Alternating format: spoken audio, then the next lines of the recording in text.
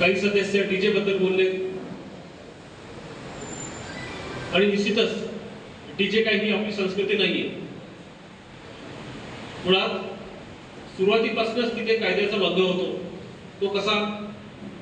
जे वाहन डीजे साठी वापरलं जातं त्या वाहनामध्ये मॉडिफिकेशन केलं जातं.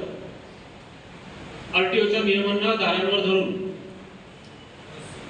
जेव्हा आपण त्यांना अप्रोच होतो की तुम्ही आपला डीजे आमच्या कार्यक्रमात आणाल का, आम्ही तुम्हाला एवढे एवढे पैसे देऊ, तेव्हा त्या बेकायदेशीररित्या आपण त्याचे सहभागी होतो.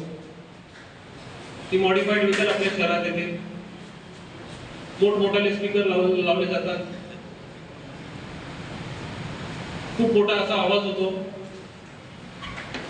आणि त्या आवाजाने एखाद्या वृद्ध व्यक्तीला, एखाद्या लहान मुलाला किंवा एखादा रोगी असेल हॉस्पिटलमध्ये त्याला त्याचा इतका त्रास होतो की एखाद्याचा जीव देखील जातो हृदयविकाराच्या झटक्याने.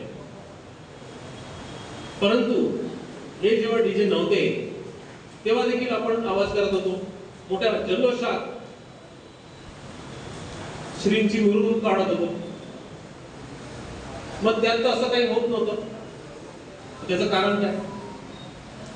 तर जे पारंपरिक वाद्य आहे, ढोल आहे, ताशा आहे, त्याच्यातनं जे साऊंड निर्माण होतं किंवा त्याच्यातनं जे वेव्हज निर्माण होतात आणि इलेक्ट्रॉनिक साऊंड म्हणून वेव्हज निर्माण होतात, त्याचा खूप फरक आहे.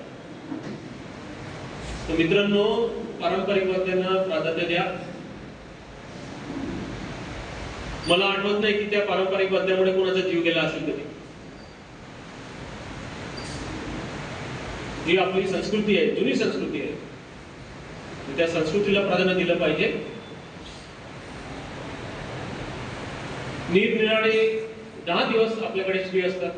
गणेश आपण स्थापना करतो, 10 दिवस त्यांना